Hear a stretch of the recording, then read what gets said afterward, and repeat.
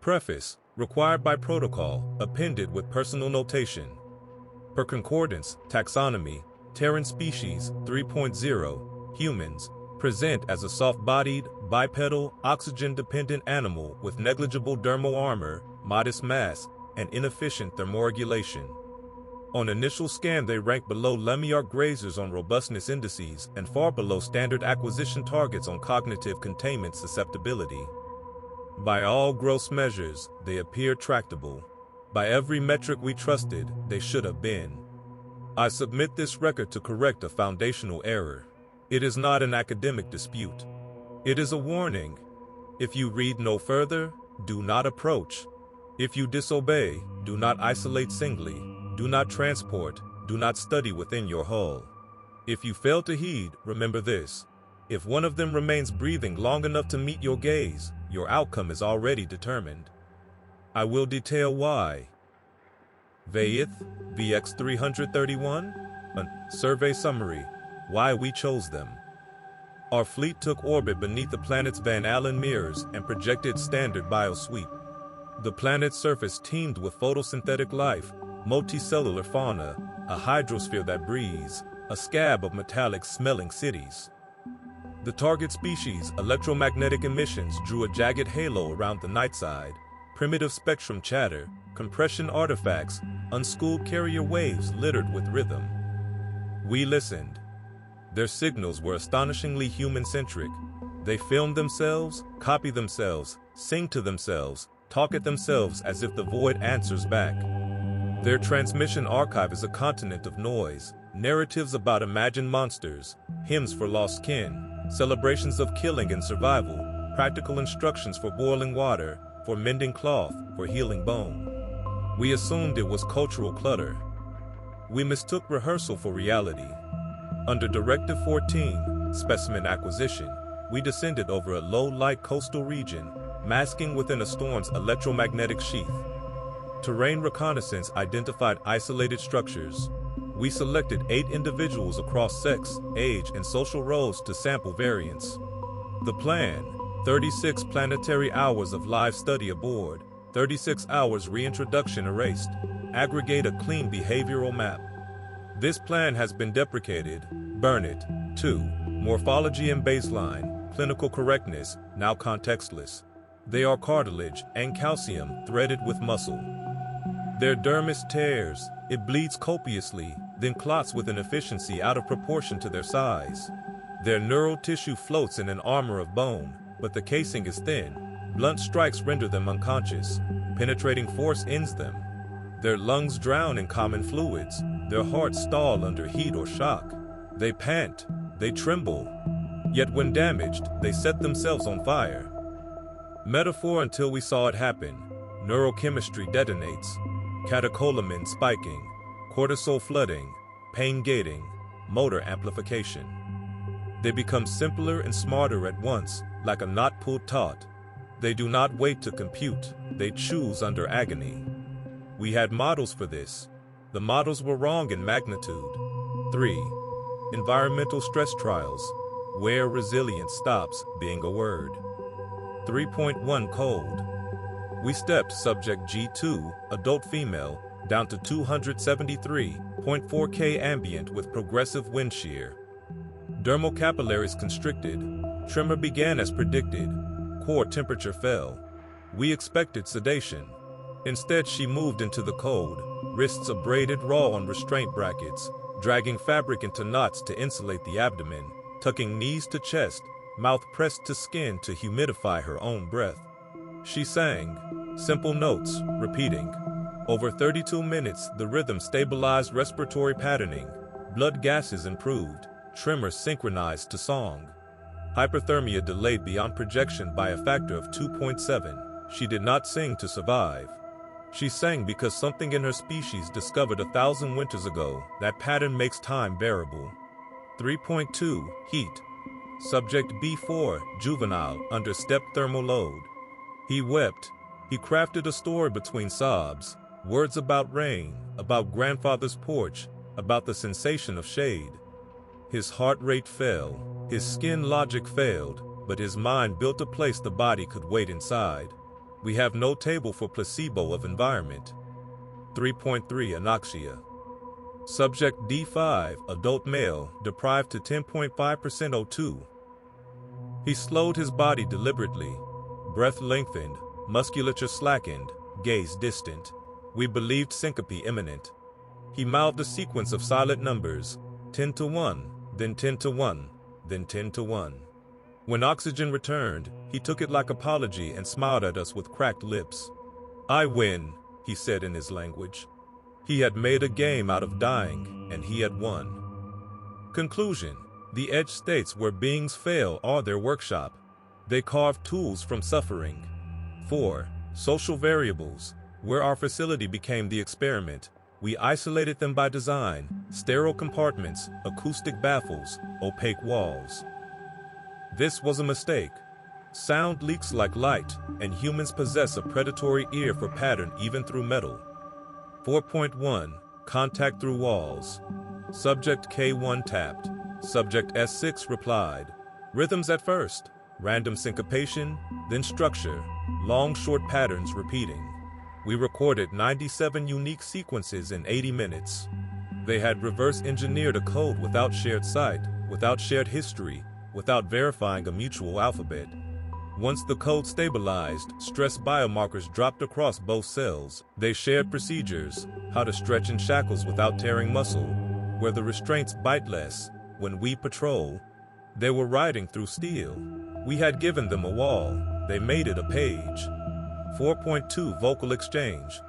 Subject G2, the singer, learned K1's name through the wall, then spoke it like a machine speaks the correct token to unlock a door. Every time K1 panicked, G2 said his name. We observed rapid vagal recovery in K1 when hearing this single sound. It functions as a hook into the body. They pull each other back with breath-made shapes. 4.3 Coordinated fasting.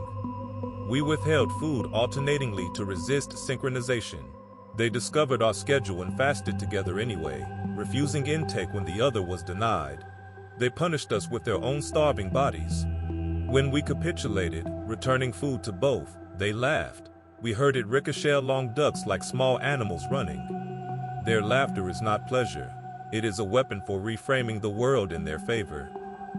Conclusion: remove one human and they are animal.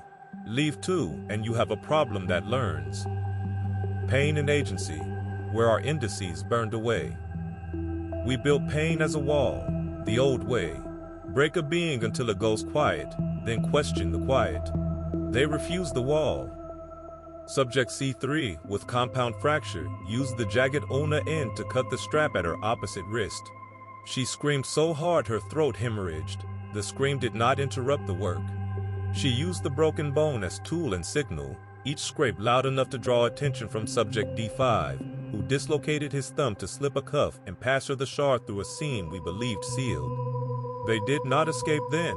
They tested what was possible, then returned to stillness when attendants approached, feigning meekness. In their language, they later called it saving the level. We assumed reflex. It was rehearsal. Humans will act under pain if action buys information. They do not treat flesh as sacred. They treat time that way. 6. Cross-species benchmarking. How wrong our maps were. The concordance has pacified 212 sapients.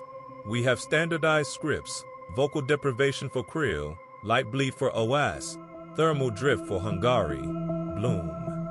Every prior subject class could be herded by a reliable lever. Humans break levers.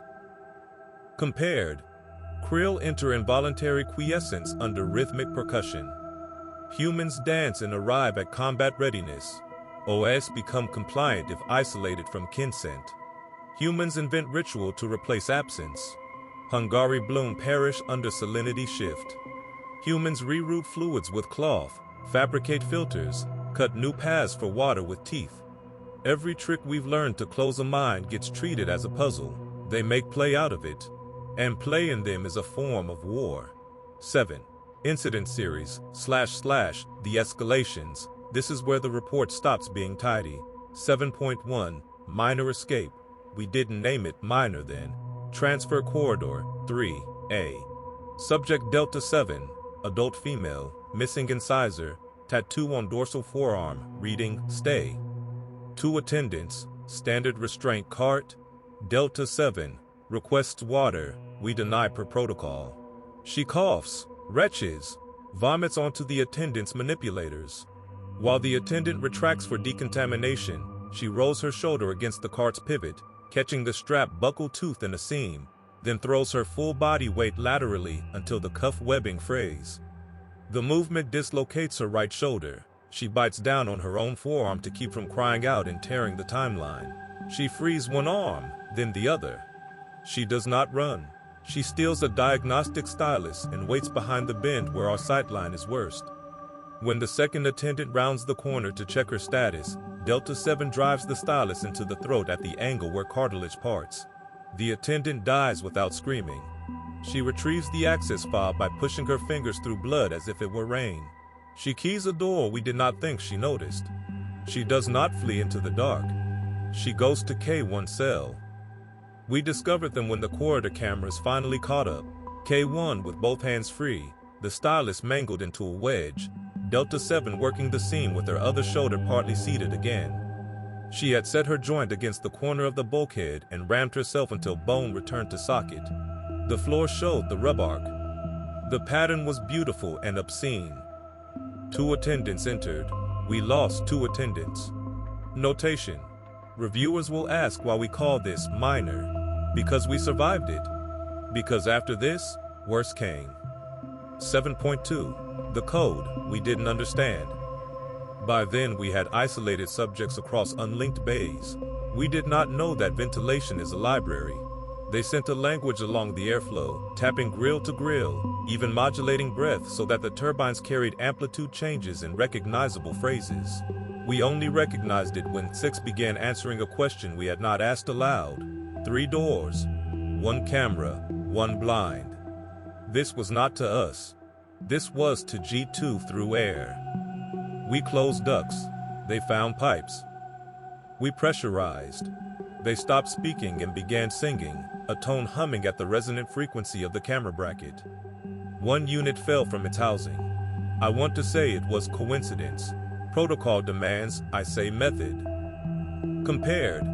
Krill enter involuntary quiescence under rhythmic percussion. Humans dance and arrive at combat readiness. OS become compliant if isolated from consent. Humans invent ritual to replace absence. Hungary bloom perish under salinity shift. Humans reroute fluids with cloth, fabricate filters, cut new paths for water with teeth. Every trick we've learned to close a mind gets treated as a puzzle. They make play out of it. And play in them is a form of war. 7. Incident series, / the escalations. This is where the report stops being tidy. 7.1, minor escape. We didn't name it minor then. Transfer corridor, 3A. Subject Delta 7, adult female, missing incisor, tattoo on dorsal forearm, reading, stay. 2 attendants, standard restraint cart, Delta 7, requests water, we deny per protocol. She coughs, retches, vomits onto the attendant's manipulators. While the attendant retracts for decontamination, she rolls her shoulder against the cart's pivot, catching the strap buckle tooth in a seam, then throws her full body weight laterally until the cuff webbing frays. The movement dislocates her right shoulder. She bites down on her own forearm to keep from crying out and tearing the timeline. She frees one arm, then the other. She does not run. She steals a diagnostic stylus and waits behind the bend where our sightline is worst. When the second attendant rounds the corner to check her status, Delta 7 drives the stylus into the throat at the angle where cartilage parts. The attendant dies without screaming.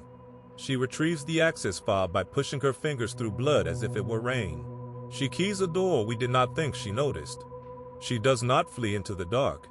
She goes to K1 cell. We discovered them when the corridor cameras finally caught up. K1 with both hands free, the stylus mangled into a wedge, Delta 7 working the seam with her other shoulder partly seated again.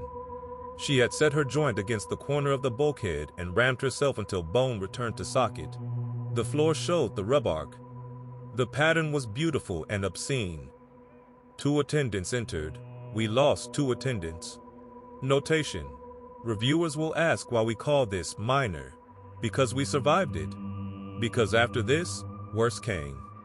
7.2. The code we didn't understand. By then we had isolated subjects across unlinked bays. We did not know that ventilation is a library. They sent a language along the airflow, tapping grill to grill, even modulating breath so that the turbines carried amplitude changes in recognizable phrases. We only recognized it when 6 began answering a question we had not asked aloud. 3 doors, 1 camera, 1 blind. This was not to us. This was to G2 through air. We closed ducts. They found pipes. We pressurized. They stopped speaking and began singing, a tone humming at the resonant frequency of the camera bracket. 1 unit fell from its housing. I want to say it was coincidence. Protocol demands I say method. 7.3. The laugh. Night cycle aboard is a fiction we programmed to keep our minds intact. We dimmed the ship and reduced sound. Humans treat dark and quiet as a theater. A laugh began. Not one throat. Multiple. Staggered, then aligned, not mirth but blade. The laugh's purpose revealed itself 20 pulses later when 2 attendants, unsettled, left positions early to co-locate, and in that gap C3 and D5 braced a table against a door to gain leverage and snap an anchor we believed unbreakable. When we responded, they were seated serenely, wrists red, the table quiet in the corner like furniture is a harmless thing. We filed a note, amused. It was not amusement. It was ambush delivered as mood. Conclusion. Interim. Their emotions are not accidents. They are tools. They will cry to lubricate a wrist through a strap. They will laugh to break your timetable. They will love through a wall enough to keep someone alive who has no food. 8. Anatomy of a turning point, when I stopped writing subjects and started writing humans.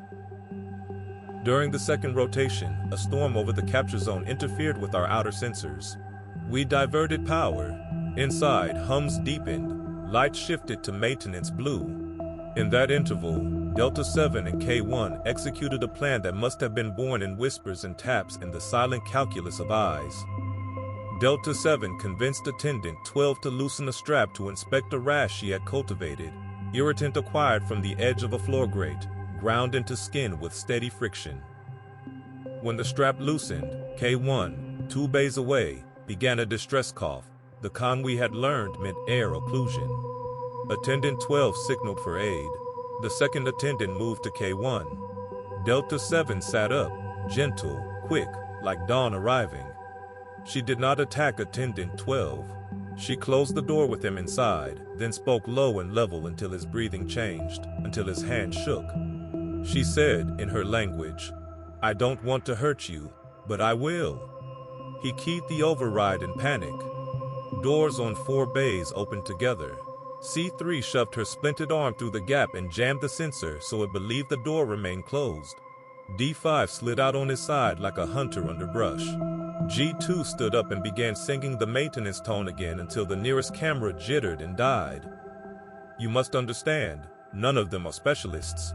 None of them had training for our hull, for our systems. They looked, listened, tried, failed, tried, bled, tried, learned. This is their nature. This is their horror. We lost 17 attendants across the next 3 cycles. They did not kill to kill. They killed to remove obstacles and then stopped. They escorted each other through corridors by touch and sibilant map. When confronted with a sealed hatch, they did not throw themselves senselessly. They tested heat sensor, weight sensor, delay. They discovered that our emergency overrides favor life. They triggered fires in compartments we could afford to vent, forcing us to open hatches to preserve atmosphere. They watched our values and wrote their escape into them. I am not ashamed to say I feared them then. I fear them now as I write. 9. Comparative psychology. What we are, what they are. We call ourselves rational. We reduce the world to vectors, to sums. They arithmetize too, but under all their counting, there is a refusal we do not possess. We defer to pain, to fatigue, to despair because survival calculus says, yield and you live. Their calculus says, yield and you die later. And so they do not. Even when it would be cheaper to rest, they spend the last of their strength buying one more attempt. They are not the strongest species we have met. They are the most expensive, in time, in attention, in blood. The cost of underestimating them is your whole ship. 10. Controlled termination attempt, and its failure. We made a decision. Vent the compartment block where the breach had begun. Protocol allowed it. Ethics would be reviewed later, if there were a later. We sealed 9 doors, spun the air into storage, and watched as the pressure centimeters fell. Humans should collapse. They did, some. But one, C3, wrapped her shirt around the vent grate to slow the pull, then pressurized her own mouth and nose with water from a container, creating head pressure. Yes, it burns. Yes, it drowns. She knew. She did it anyway. D5 put his face to hers and breathed for her in a rhythm they built in 10 seconds between them. We watched 2 animals become a pump. We aborted the vent at centimeter 3 because my hands would not allow 4. If you judge me for that mercy, know that mercy has nothing to do with it. I did not stop to be kind. I stopped because I saw us dying further down the line. 11. Cultural debris, the little things that broke us. Names. They hold them like knives and bandages both. When a human speaks another's name, the name one tends not to die. Stories. They tell them even when alone. They edit memory into lesson while bleeding. Their stories are software updates for behavior. Artifacts. A strip of cloth becomes a tourniquet, a rope, a wick, a flag. A broken bone becomes a tool. Hair becomes a brush for dust on a keypad. Humor, not an epiphenomenon. It is a vector for courage transmission. We observed bravery increase in seconds following group laughter, regardless of external conditions. Treat it like a narcotic, guard against it like a weapon. 12. What we did next, and why this report exists. We cut them off from one another entirely. Distance, hard vacuum, far holes. We sedated with the highest safe doses. We documented. We prepared to return them under erasure to erase ourselves. I argued for release without return. I argued to leave the system. I argued to warn you. This is the warning. Humans do not hate the unknown. They approach it. They domesticate it. If you are the unknown, they will learn you, tame you, turn you into a story they tell their young with laughter. If they meet you in pain, they will name you and drag you into meaning. If you chain them, they will map the chain. If you starve them, they will share a mouthful. If you kill one, the others will mark the way with blood so none get lost. We wanted docile primates. We found apex generalists whose primary habitat is adversity. Do not collect them. Do not study them aboard. Do not, under any cosmology, let them think you are a cage. I end part 1 here for bandwidth integrity. The attached supplements, Part 2, Post-Breach Chronology, Part 3, Long-Tail Contamination Risks, Part 4, Recommendations for Sector Quarantine, detail how quickly a single cohort learned our doors, our schedules, our values, and how they nearly took our ship. Synopsis for the impatient.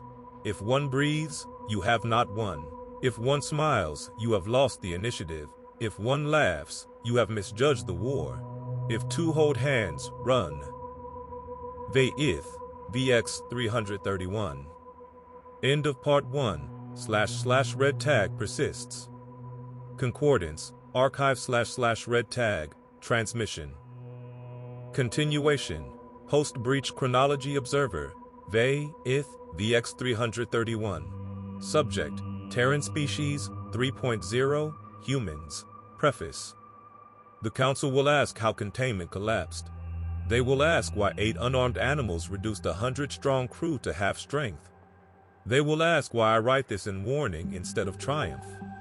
This is the chronology. It is not neat. Neither were they.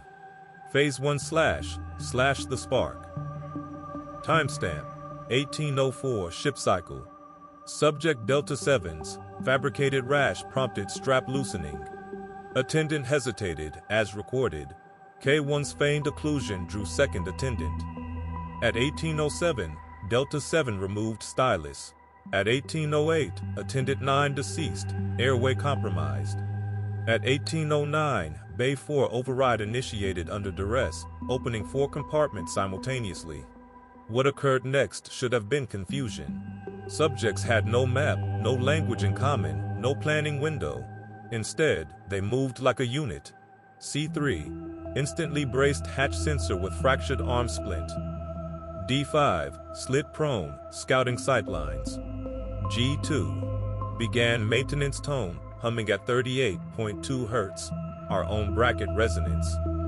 Delta 7, weaponized stylus further, reshaping tip on vent grate. K1, gathered strips of restraint webbing, already calculating rope. I must emphasize, these actions occurred within 2 minutes of first door release. We required 15 to lock down. We had already lost. Phase 2 / the duct language. We assumed vent system secure. We assumed wrong. The subjects treated air as medium. Breath became data. Tap became signal. Hum became semaphore. By cross-referencing recordings, I reconstructed fragments. 3 doors, 1 camera, 1 blind. Wait on cough. Now, I stress, these phrases were invented in situ. No prior code, no rehearsed lexicon. They created language faster than we could recognize it. Language is their weapon. At 1842, Attendant 12 entered Bay 6 to sedate. He found the subject already unconscious. Sedation dart unused, still in rifle. Human had mimicked death for 24 minutes. Heart slowed by will, respiration shallow, body slack. When revived later, he smiled. That smile repeats in my rest cycles. Phase 3 / the first kill. At 1910, Corridor 2B, 2 attendants intercepted C3 and D5 mid-transfer. Protocol dictated suppression. Attendants advanced with shock prods.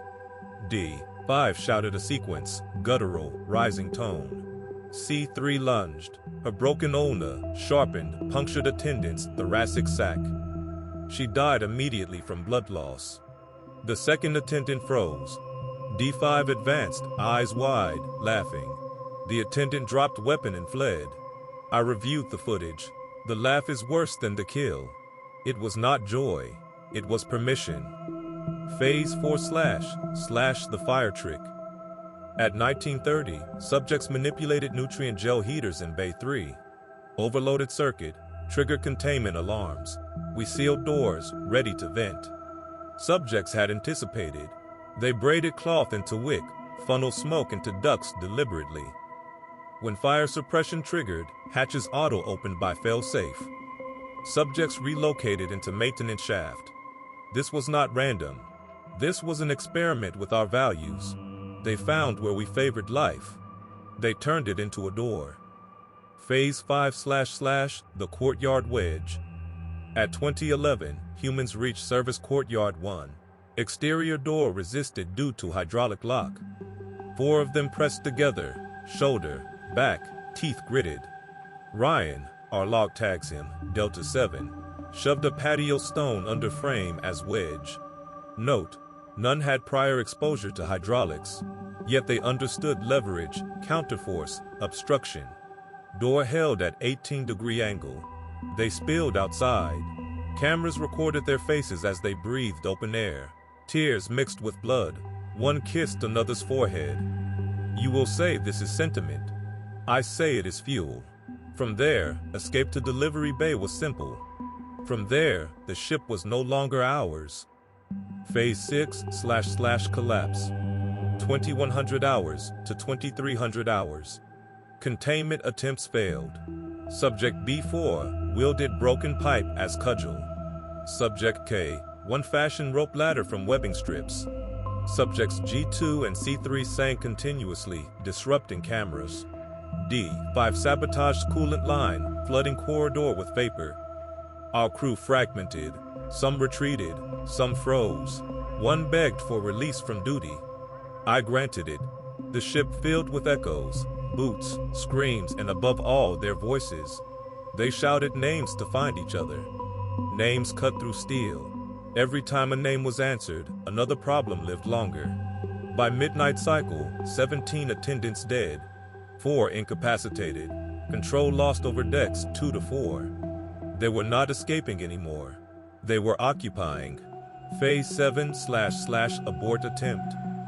We prepared venting. I detailed this in part 1. They countered. They created a pump out of lungs. C3 wrapped cloth around grate. D5 pressed mouth to hers, exhaling rhythmically. We watched them manufacture atmosphere with willpower. I aborted vent sequence. I will not justify. I will not apologize. I knew then we were not studying prey. We were holding gods in small, breakable cages. Closing analysis for Phase 2. Humans inverted every instrument we used. Pain became focus. Hunger became solidarity. Walls became paper. Laughter became timing. Death became camouflage. We did not capture them. We invited them in. And now I write this to warn you. Do not open your doors. Concordance, archive//red tag, transmission. Continuation, Part 3, Aftermath and Contamination. Risk Observer Vey-ith, VX331. Subject, Terran Species 3.0. Humans. Preface. If you are still reading, you are already in danger. Not from them, not yet. From the part of you that whispers we could do better. We thought the same. We thought caution plus calculation equaled control. We were wrong. 13. The long night. After the vent failure, control dissolved. We had the numbers, they had the will. Numbers mean nothing when one will can infect another. At 1 o'clock ship cycle, subjects occupied 3 decks. At 2 o'clock, they had turned supply lockers into barricades. At 3 o'clock, they had found our own stunners and learned to discharge them. Incorrectly, crudely, but enough to burn holes in carapace and wall alike. One by one, our attendants broke protocol. Some fled, some hid, some froze in corridors, too afraid to advance. The humans moved together, not as soldiers, as something older, as pack. 14. Secondary casualties. You must understand, they did not kill for pleasure. They killed when killing removed an obstacle to freedom. That is worse. A predator hunts for hunger. These beings hunt for tomorrow. Attendant 17 was speared through lower plates with pipe scrap. Attendant 21 suffocated when B4 held her mask to vent until lungs collapsed. Attendant 05 died not by weapon but by stampede. 3 humans rushing together, momentum of bodies turned lethal. The horror is not in their violence. The horror is in their creativity. Each kill was different, each solution was new. They are never satisfied to repeat. 15. Psychological contamination. I logged changes in our own crew. Fear did not explain them all. Some attendants began speaking names aloud, Delta 7, K1, as if acknowledging identity stabilized them. One copied the tapping rhythm on bulkhead absent-mindedly. Another hummed the maintenance tone under his breath. The humans were not just resisting. They were rewriting us. Their behavior seeped into us like spores. Laughter rang in empty corridors even when no humans were there. We could not always tell if it was theirs or ours. They infect through meaning. 16. Final stand. At 4 o'clock, ship cycle, survivors retreated to command core. 11 of us left. 8 still viable. We sealed hatches. We primed self-destruct. They did not rush. They waited. Scraping sounds moved outside bulkheads. Wheel squeal, drag, then silence. We counted breaths. We aimed weapons at shadows. At 4:37, door alarms shrieked. Not breached, overridden. Delta 7 stepped through with others behind. No armor, no translation gear, no plan we could read. She smiled. We did not fire. We should have. We could not. She raised her hand, palm outward. Not threat, a gesture. She spoke. One word, clear enough for any to know. Go. We fled. We abandoned ship. We left them our hull like a gift. 17. Aftermath. We drifted in pods for cycles until retrieval. The concordance asked why we did not retake the vessel. The concordance asked why we feared. The concordance asked why this report shakes with my own pulse. I give you this truth. They do not need ships. They do not need weapons. They only need time. Time is the element in which they bloom. 18. Contamination risk. Exposure to humans is not measured in minutes. It is measured in impressions. See one fight through pain, and you will never again believe pain is final. Hear one laugh in despair, and you will never again trust despair's silence. Watch two hold each other alive in vacuum, and you will never again believe in inevitability. This is contamination. This is why I beg, quarantine the system. Do not sample again. Do not watch their transmissions. Do not let their stories into your dreams. 19. Recommendations. Sector quarantine. Immediate interdiction of Sol system. No contact, no transit, no broadcast relay. Data purge. Delete human audiovisual artifacts from concordance archives. They are not harmless culture, they are contagions of thought. Warning protocol. All fleets, all surveyors memorize this phrase. If one breathes, you have not won. If one smiles, you have lost the initiative. If one laughs, you have misjudged the war. If two hold hands, run. 20. Closing statement. I began this report as scientist. I end as survivor. Terran species 3.0 are not prey. They are not livestock. They are not a curiosity for collection. They are the horror that grows inside cages. We made the mistake of building them one. Do not repeat it. Do not approach. Do not study. Do not let them know you exist. If they find you, if their eyes meet yours across the void, then it is already too late. Vey-ith, VX 331. End transmission. Red tag, permanent.